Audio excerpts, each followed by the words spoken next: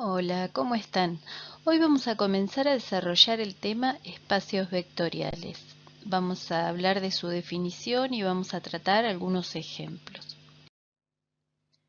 Comencemos por definir un espacio vectorial. En principio tenemos que decir que el espacio vectorial consta fundamentalmente de 4 elementos: un conjunto de vectores no vacío, un conjunto de escalares, que en nuestro caso van a ser números reales, la operación definida de suma entre esos vectores y la operación definida del producto de un vector por un escalar.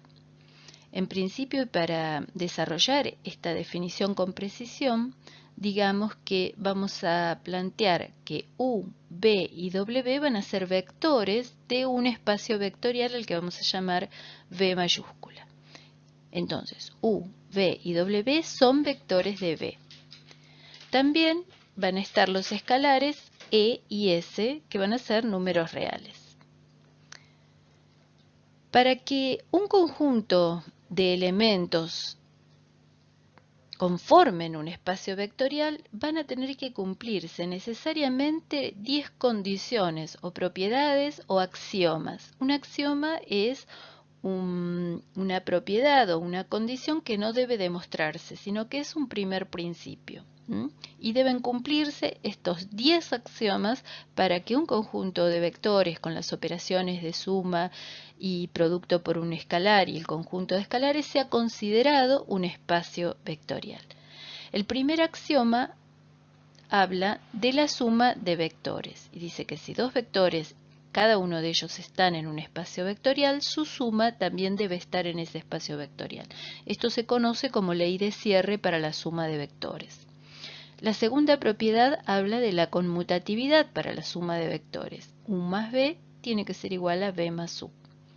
La tercera propiedad habla de la asociatividad para la suma de vectores de ese conjunto, es decir, U más B más W tiene que ser igual a U más B más W. La cuarta propiedad habla del vector nulo. El vector nulo debe pertenecer a ese conjunto o espacio vectorial V para que V sea considerado espacio vectorial. Y ese vector nulo actúa como neutro para la suma, es decir, U más el vector nulo o más el cero vector va a ser U. La quinta propiedad habla de la existencia del opuesto. Para cada vector U de B va a existir menos U, que también va a estar en B, tal que U más menos U me den el vector nulo o el cero vector. La sexta propiedad ya implica el producto de un vector por un escalar y dice que el producto de un vector por un escalar cualquiera va a tener como resultado otro vector que va a estar también en el mismo espacio V o en el mismo conjunto V. Esto se conoce como ley de cierre para el producto de los vectores por escalares. La séptima propiedad habla de la distributiva de un escalar respecto de la suma de vectores y se indica de esta manera: E por U más B es igual a E por U más E por B. La octava propiedad también es una propiedad distributiva, pero en este caso del producto de una suma de escalares por un vector, es decir, E más S escalares multiplicado por U va a ser igual a E por U más S por U. La novena propiedad habla de la asociativa del producto de escalares, es decir, E por S por U es exactamente lo mismo que E por S por U. Y la última propiedad habla del neutro para la multiplicación de un escalar con un vector. 1 por U tiene que ser igual a U. Estas 10 propiedades, entonces, deben ser tomadas como el lineamiento para definir si un conjunto de vectores, un conjunto de escalares con las operaciones definidas de suma y de producto por un escalar conforman o no un espacio vectorial. Veamos también algunas propiedades que se deducen de estos axiomas. En particular, digamos que U va a ser un elemento del espacio vectorial, es decir, un vector, vamos a considerar a E un escalar real y también al vector nulo o cero vector. Entendamos que también, además del vector nulo, existe el escalar 0, al que vamos a denotar con color. Las propiedades serán las siguientes. La primera propiedad dice que si el escalar 0 es multiplicado por el vector u, el resultado va a ser el vector nulo. Es decir, cualquier vector multiplicado por el escalar 0 me va a dar como resultado el vector nulo. La segunda propiedad dice que si yo tengo un escalar y lo multiplico por un vector y me da 0 vector como resultado, esto ocurre solamente por dos situaciones. O bien el escalar es el 0 o bien el vector es el vector nulo o el 0 vector. La tercera propiedad habla del producto de un escalar por el vector nulo o el 0 vector. Si yo tengo un escalar y lo multiplico por el vector nulo, el resultado va a seguir siendo el vector nulo. Y la cuarta propiedad habla del producto del escalar menos 1 por el vector u, que sabemos que nos da por resultado al vector menos u o el opuesto de los vectores. Recordemos que de lo que estamos hablando es de la definición de un espacio vectorial como un conjunto de vectores con las operaciones de suma entre vectores y operaciones de producto entre un vector y un escalar. En ningún momento hablamos del producto entre los vectores. Esto no es parte de la definición de un espacio vectorial. Muy bien, suscríbanse al canal si les interesan los temas que estamos tratando y no se olviden de indicar que el video les gusta. Veamos ahora algunos conjuntos en particular que van a ser considerados espacios vectoriales porque cumplen con los 10 axiomas o las 10 condiciones que se requieren para ser un espacio vectorial. En primer lugar tenemos el conjunto de los vectores de R2 con las operaciones de suma y multiplicación por escalares, es decir, vectores de dos componentes. También los vectores de tres componentes que conocemos con las operaciones de suma y multiplicación por un escalar. Y el conjunto de los números reales, entendiendo que un número real puede ser considerado como un elemento de un espacio vectorial, un vector particular, en donde las operaciones de suma y producto por el escalar están definidas y cumplen con todas las propiedades. Son cerradas para la suma, cerradas para el producto con un escalar, son asociativas, conmutativas, existe el elemento neutro para la suma y el elemento neutro para el producto del escalar con el vector. Bien, también vamos a avanzar para generar como una primera demostración en el caso de un vector que ya tenga un número n de componentes, es decir, n-hadas de números reales o vectores de n componentes, del espacio R a la n.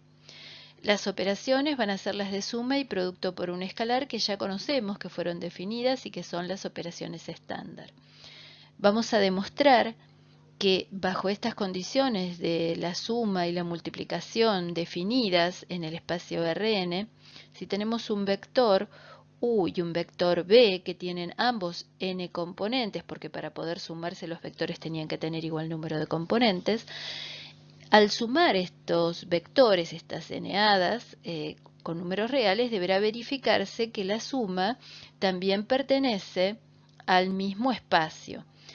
Lo mismo si existe un escalar e, que va a ser en nuestro caso un número real, al multiplicarse por un vector cualquiera, tendrá que mostrarse que el resultado también es un vector de n componentes. Entonces, al sumar u más b, tenemos que la suma se producía componente a componente, es decir, u sub 1 más b sub 1, u sub 2 más b sub 2, u sub 3 más b sub 3, etc. u sub n más b sub n. Tiene n componentes, por lo tanto, la suma es cerrada.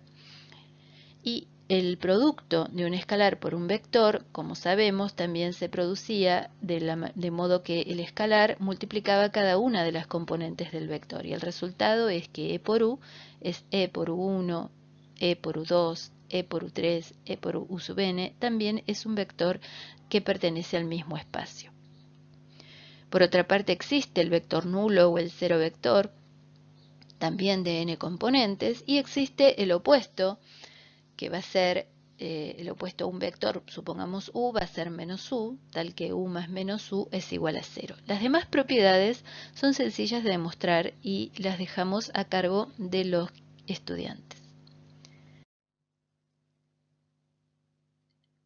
Veamos otro ejemplo, el conjunto de matrices de n por m, matrices rectangulares en este caso, con las operaciones de suma de matrices y productos por un escalar real, que va a ser también un espacio vectorial. Acá tenemos una primera cosa interesante. Los vectores a partir de ahora ya no son solo n-hadas o n-uplas de elementos reales, sino que distintos tipos de objetos con los que hemos venido trabajando pueden ser considerados elementos de un espacio vectorial. En este caso, un vector va a ser una matriz de n por m. Y vamos a ver si se cumplen las condiciones correspondientes para que pueda definirse como un espacio vectorial. Consideremos la matriz A de n por m, descripta de esta forma, a través de sus elementos, donde los A sub i j que aparecen van a ser los elementos de la matriz, i va a variar desde 1 hasta n y j va a variar desde 1 hasta m, i indica la fila y j la columna. Las matrices van a ser ahora entonces, como dijimos, los vectores, y la suma y el producto por escalar van a ser los que ya venimos conociendo y con los que venimos trabajando. Lo que debemos ver es si A más B de IJ, que está definido como A de IJ más B de IJ, con I desde 1 hasta N y J desde 1 hasta M, y el A de IJ multiplicado por un elemento escalar E, va a ser E por A de IJ, es decir, el E multiplica cada elemento, con I desde 1 hasta N y J desde 1 hasta M. Va a existir también el vector nulo, es decir, la matriz A, conformada por elementos A, D y J con las mismas características, variando de I desde 1 hasta N y J desde 1 hasta M, con todos los elementos nulos, es decir, que en este conjunto de matrices la matriz nula existe. También existe el vector opuesto o matriz opuesta. Dada A, existe menos A, donde cada elemento de menos A es menos A sub ij. Se pueden verificar también fácilmente el resto de los axiomas. Es decir, lo que verificamos fue que al sumarse las matrices seguían siendo matrices de n por m. Al multiplicarse por un escalar seguían siendo matrices de n por m, es decir, pertenecían al mismo espacio. Existe el vector nulo, existe el opuesto y también se puede verificar con sencillez que la suma es conmutativa y es asociativa y las distributivas respecto de los escalares y que les dejamos como tarea a los estudiantes.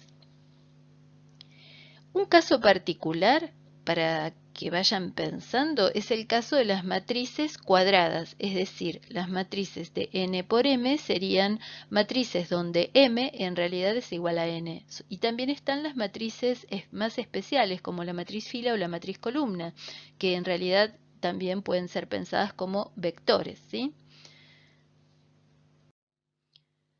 Otro caso que podemos explorar es el del conjunto de los polinomios reales de grado menor o igual a n, con las operaciones de suma de polinomios y producto de un polinomio por un escalar que ya conocemos. En este caso, los polinomios van a ser los vectores y vamos a poder comprobar que forma un espacio vectorial.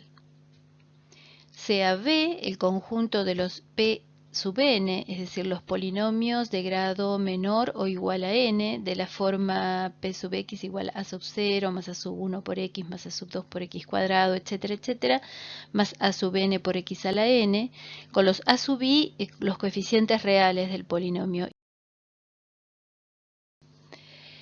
Los polinomios aquí van a ser los vectores de este espacio vectorial. Va a ser un conjunto donde las operaciones de suma y producto por una escala real son las estándar y se va a poder mostrar que son cerradas.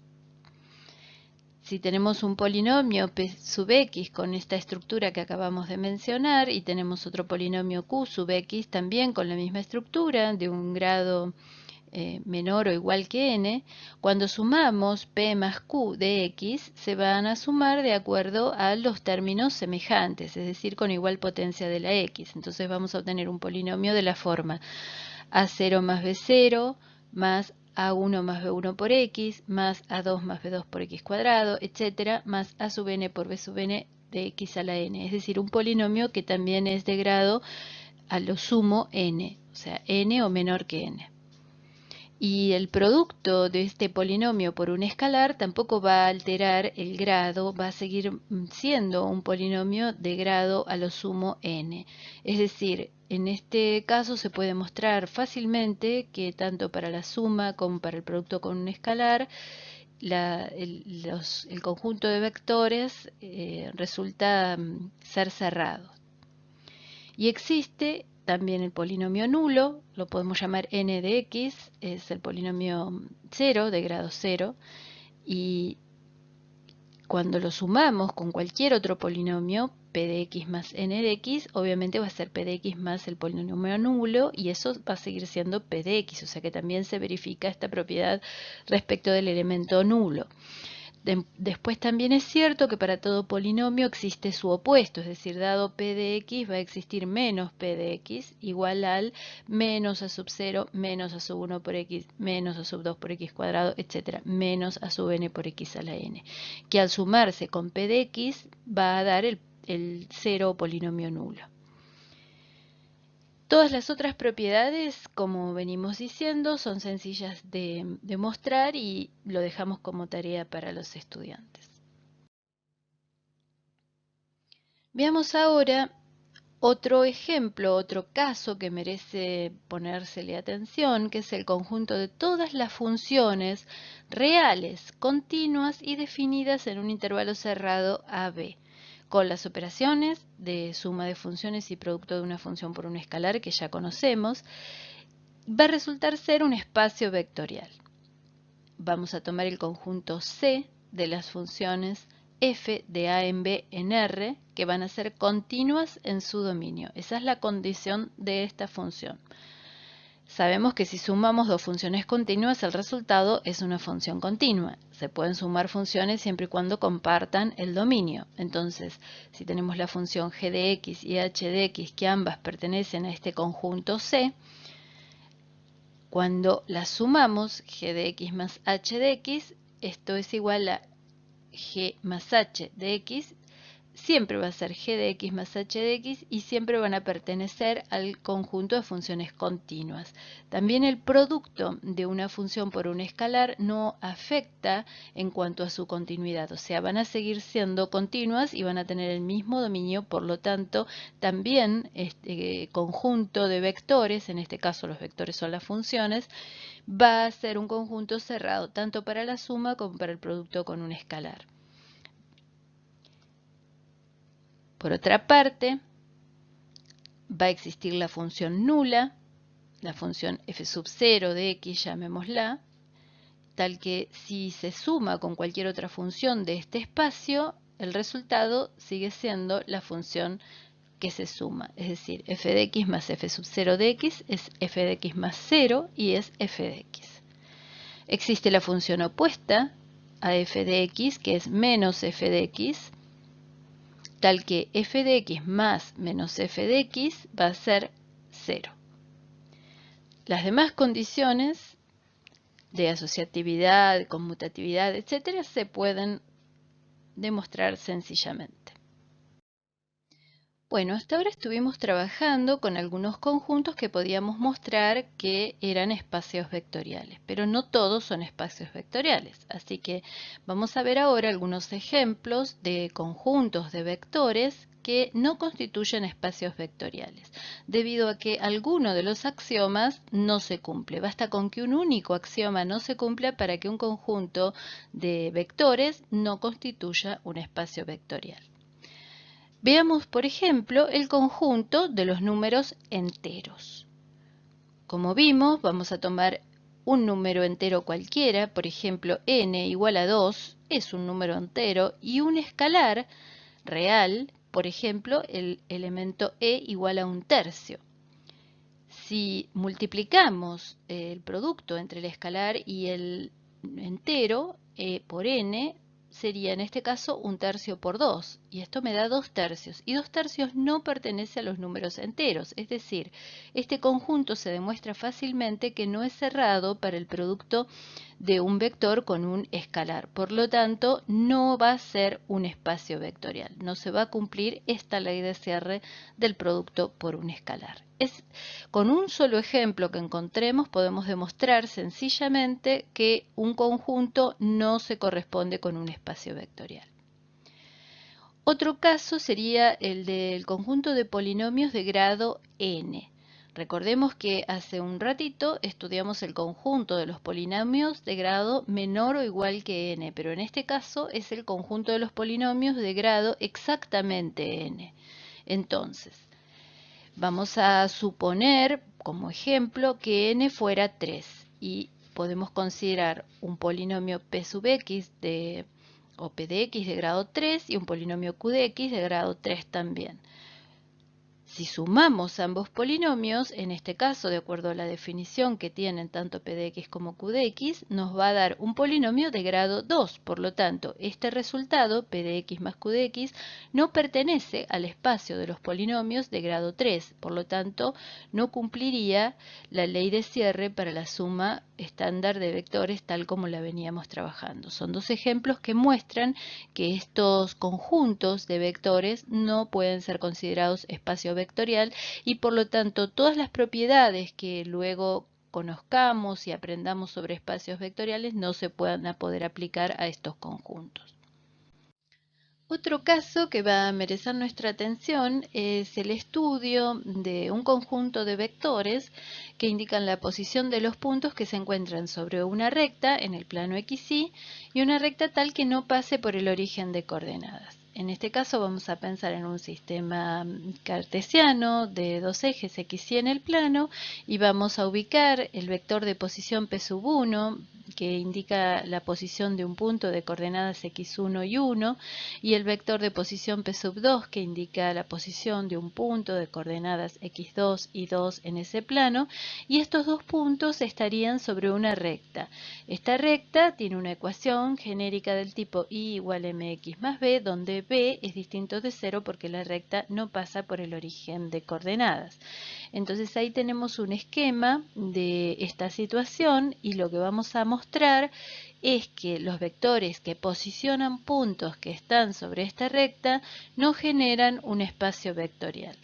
¿Y esto por qué? Porque en principio decimos, si el punto P sub 1 es de coordenadas x1 y 1, también podemos escribirlo como un punto de coordenadas x1 y en el lugar de y1 ponemos m por x1 más b. De la misma forma, el vector de posición que señala el punto P sub 2 va a tener coordenadas x2 y m por x2 más b. Cuando realizamos la suma de estos dos vectores de posición, el vector P sub 1 y el vector P sub 2, de acuerdo a la suma estándar, sabemos que se suma componente a componente, así que la suma nos va a quedar x1 más x2 e y1 más y2. En el lugar de y1 más y2 vamos a colocar m por x1 más b más m por x2 más b. Y realizando todos los cálculos y las operaciones, finalmente nos queda como primera componente de este vector suma x1 más x2 y como segunda componente m por x1 más x2 más 2b. Es decir, al aparecer el 2b está indicando que no es la misma recta porque la recta tenía ecuación m por x más b. Por lo tanto, el P sub 1 más P sub 2 como la suma de dos vectores posición no generan un punto que está también en R. Por lo tanto, la suma no es cerrada y si nosotros interpretamos esto gráficamente, se ve claramente que al sumarle el vector de posición P sub 1 al vector de posición P sub 2, lo que obtenemos es un vector resultante, P sub 1 más P sub 2, que está posicionando a un punto que está fuera de la recta. Por lo tanto, claramente la ley de cierre no se cumple para la suma de los vectores en esta condición. Por lo tanto, no sería un espacio vectorial. Bueno, y con esto llegamos al final de esta videoclase. Agradecemos a los autores por los videos que nos permiten el inicio y el cierre. Suscríbanse al canal si les interesan estos temas y no se olviden de darle un me gusta al video si realmente les sirvió para aprender sobre estos contenidos. Nos vemos en una próxima clase para continuar desarrollando este tema.